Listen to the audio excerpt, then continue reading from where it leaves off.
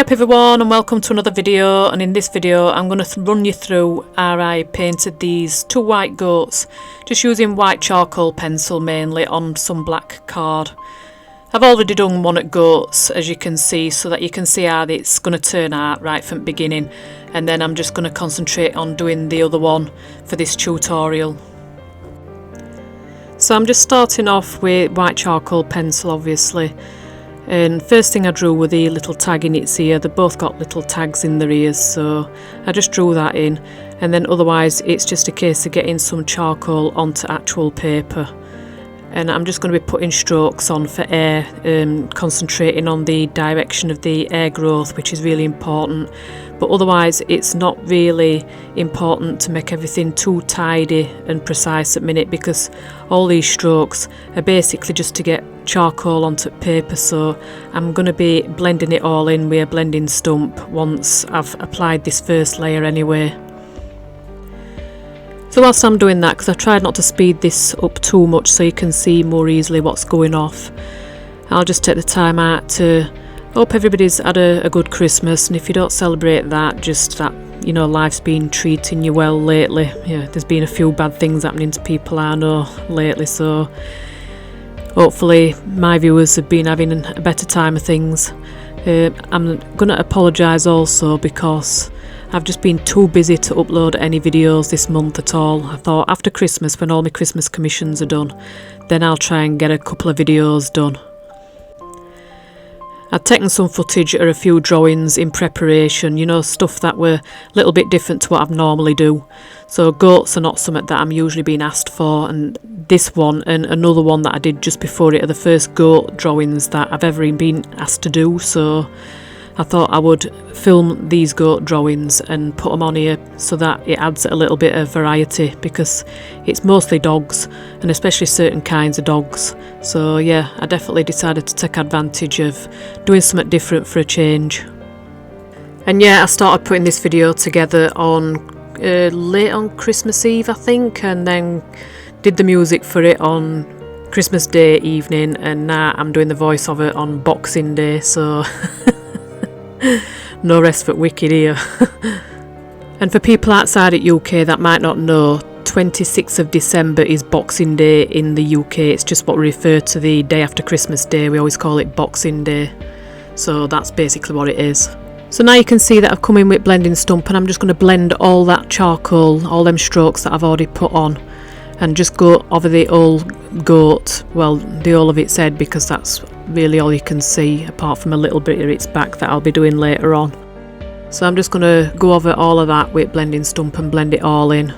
Obviously it will make it a little bit less bright, but the idea is just to get some undertones and what have you in, and provide a base for the layers that will be going on top of it. And as per usual, all the supplies that I'm using I will list in description with links to them as well. So you don't need to wonder what it is that I'm using, you can go and have a look. You'll notice that there are some places like in its ear where there's no actual charcoal being previously applied. If the tones that I want are only very subtle because it's quite dark, I might just use what charcoal is already on the stump itself and just apply that, because I don't want any brights or anything like that in there if it's quite dark. So yeah, I might just use the blending stump on some actual charcoal, and then the excess charcoal that's already on the blending stump, I might just use it to apply a few very faint details in dark areas. Like I say, you know, in places like its ear, which don't get much light in there, so it's not going to be very, very light, and things are going to look a lot more muted and toned down. You also saw me come in there a couple of times with some kneaded eraser, just getting rid of a little bit of excess brightness where I needed to. It don't matter if things are looking a little bit too flat when you've been in with that blending stump and everything's just looking a little bit too even. You can just come in with kneaded eraser and just lift off some brightness where you need to. And once all that's sorted, you can come back in with the white charcoal pencil and start adding another layer, and basically just repeating what you did first time. You can see that's what I'm doing here. I'm just repeating it, and I'm just getting brighter and brighter each time. It's still important to leave some of what you've done underneath showing through, because it's all this that gives the impression of depth when you've finished. And the lighter you go, the less you actually put on, because your very lightest highlights will not actually take up as much as your lower tones, so you're only going to be adding them to just much smaller areas, and then they will stand out against the slightly darker tones. And you can see the effect of that already on the goat that's already been done, and it sort of gives it like a satiny or glossy effect, because of the highlights, the brightest ones, are only in certain places, and then the rest of it is slightly darker. You'll see now with this second layer that it's starting to look a lot closer to that first goat. So we're starting to get there, but there will need to be another layer yet before I get it to the final result. I'm back on it with Blending Stump, and it always has the effect of just taking the brightness off the strokes. It's same black charcoal. If you're using black, when you blend it in, it will lighten it, and when you're using white charcoal, it'll darken it a little bit. So this leaves room for your next layer when you come in with new strokes, which are going to be then brighter, and they'll stand out against that previous layer better. And it also lightens the underneath as well, because on an animal that's got white hair or fur, whatever, you're not going to get really dark shadows a lot at time. You're going to get darker areas between hair strokes and clumps and what have you, but they're not going to be as dark as if it had like darker coloured fur, for example.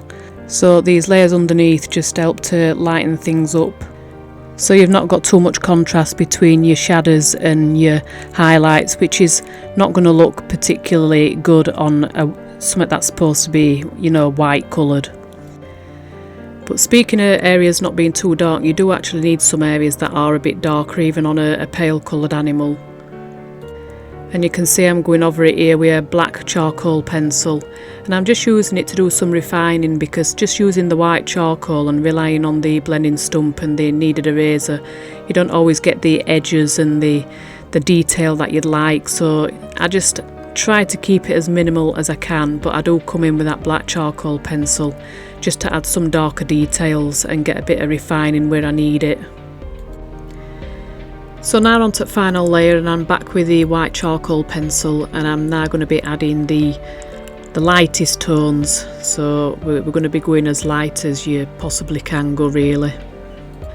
I'm still taking care to make sure that I don't cover everything up that's underneath.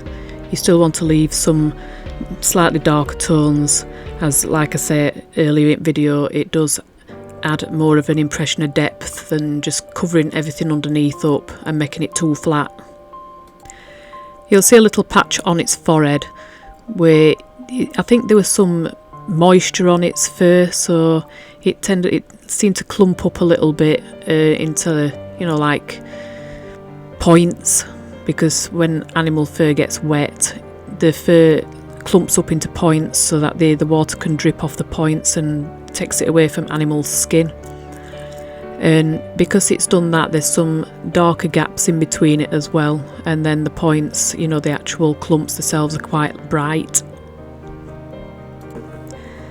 So yeah, where you want softer and drier looking hair, you keep the strokes closer together and the shadows between them lighter and not as dark in comparison to the brightness of the hairs themselves or the clumps of hairs. And then that wet hair, you'd just have it like a little bit darker in between and have the hair strokes or clumps a little bit more defined. And also on this final layer, I'll tend to use a brush like this in order to do some blending. I just lightly dab it because it's not going to take off the brightness in the way that a Blending Stump will, and it'll still leave a lot of the actual impressions rather than blending it too much. So it just creates a nice softness to it.